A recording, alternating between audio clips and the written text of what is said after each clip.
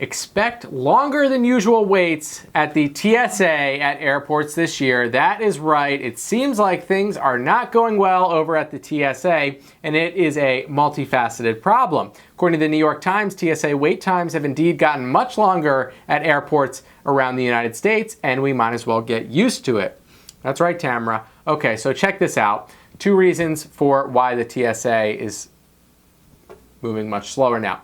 1, the economy is actually doing very well right now. And what happens when the economy is doing well? More people travel. People fly. Exactly. So right now, we have the combination of the fact that the economy is doing well, so Americans are traveling more by plane, and believe it or not, flight prices are pretty low this year.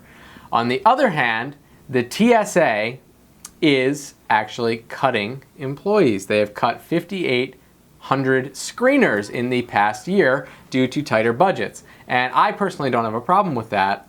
Generally, I find the TSA to be something that really shouldn't exist. I think that there is a universe in which I don't think the TSA is preventing terrorism. That's a bold statement, but I'm going to go ahead and say it.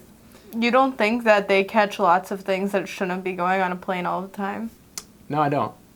Because if they were actually thwarting terrorist attacks left and right, they would be issuing press releases and things saying, hey, we're the TSA, we just stopped a terrorist from putting a bomb on a plane. Yeah, but I think it makes people not try because they know it's harder. The likelihood of someone trying to do something like that is lower because they know it's harder. The likelihood people are just smuggling drugs, because it was so easy in the 90s and 80s to take some drugs in your purse and just go across any border, or have a bag full of illegal drugs. Yeah, and but just the TSA's job isn't to stop drugs. The they TSA, do, though. Well, they do, but it's a byproduct. That's part of their job. I mean, no, their job is only, it's TSA. It's not totally, yeah, but it's part of national security. You're positive? Positive. I'm going to look it up. It's only to stop terrorists. That's what the TSA is for. I don't think so. It's true. It's true. And if they find drugs, then they turn it over to the local police. Yeah. That's how that works. But anyway, the point is, I think the TSA is worthless. It slows people down from getting through the airport. And I think if you look at some other situations, I think we don't give ourselves as much credit as decent human beings. Everyone's worried that a flight's going to get hijacked, or someone's going to blow up a bomb on it, or something. We have another 9/11. But if you look at the statistics for any other ways that you could cause, some mass casualties, people aren't more likely to do it on an airplane. You could hop on a Greyhound bus right now, or an Amtrak with a bomb, and kill a whole bunch of people. But you don't see people doing it, and they don't have to go through a million metal detectors. I don't think it would be as many as an airplane, though. That's like a thing that is like known now, and since 9/11, that has become such an iconic terrorist thing. Like, that is a way to send shockwaves through the entire world. It's something less than I think a Greyhound bus would do, or any sort of on-the-ground thing, because it's not only you're killing everyone that's on a plane, you're killing everyone that this plane could crash into after the fact, and planes are big and make a huge impact when they do fall from the sky, so I'm not sure. I don't know. I think the TSA is more important than you're making it seem, and I think, so do you think security people on airplanes are important also, or do you think they're completely, like... What, are you talking about the plainclothes police officers on the plane? Yeah. I would rather have no TSA or very minimal screening, just maybe a metal detector and an x-ray. But none of like the insanity that's going on currently with the TSA, and then, a plainclothes officer on the flight. I think that that's a reasonable compromise. The situation we're in right now is one thing, like, okay, the TSA is actually really bad at finding things. There was an expose where a couple newspapers got together and they ran a ton of dangerous items like guns, ice picks, chemicals through the machines, and 90% of the time the TSA didn't even find them.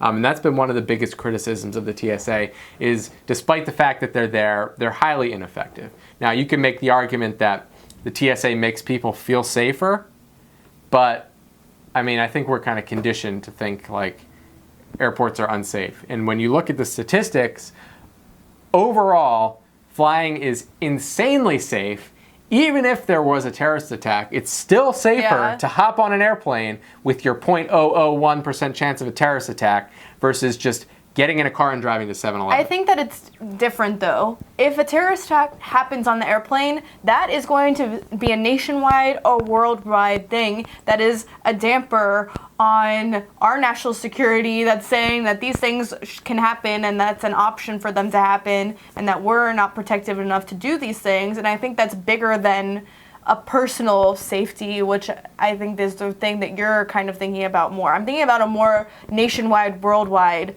type of thing, that it's a big, I think it's a big deal. I don't know, but I do understand part of what you're saying about the fact that, yeah, a lot of times they are just standing around doing absolutely nothing and seeming like they're completely pointless, but I think the idea of it there behind everything is important. And I think it's frustrating that they are firing all these people, because lots of people that don't have college degrees and may not even have high school degrees can go here and get a job and work in an airport or doing these things and make money for themselves, and that's a pretty good job if you don't have a college degree, which a lot of people don't and a lot of people can't afford. So I don't know. Very reasonable. Tamara, you've made your case for the TSA. I still don't agree with you, I know. But it's a very reasonable case. I can see the other side of the coin here. But yeah, I don't know. I'm anti-TSA. Yeah, I mean, I don't we're gonna think have to agree to disagree. I don't see a universe where you go to the airport and you just walk to your gate and hop on the plane, like you do at your Amtrak. But I would like to see something in the middle. I think the TSA's budget is really bloated. The fact that it's slowing down people from traveling is just not good. Yeah. It's not healthy for the economy. People really rely on air travel in order to get things done. And, basically everyone has a horror story about the TSA. I don't know anyone who has a story about, like, oh, the time that really nice TSA agent helped me with my bag. I don't know. Like, see, my mom's a flight attendant, so I've been flying since the day I was born. Finally, the secret comes out. No, so I've been on lots of planes.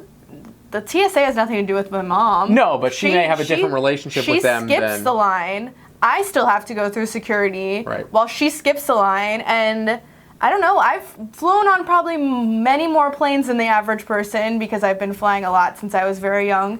And I don't have a horror story about the TSA. Usually it's this pretty smooth ride because I know what you're supposed to bring. I know what you're not supposed to bring. And I've had perfume taken from me. I've had important things taken from me because they're like, this is too much. And I'm like, oh, whatever, I guess this is my fault. Then I just continue on my merry way. And I'm like, guess I'll leave that there forever. But I don't know. I think it's a good thing. And I think it's sad to see that this is going to be longer and people are going to hate the TSA more because they're going to be standing in line for longer periods of time.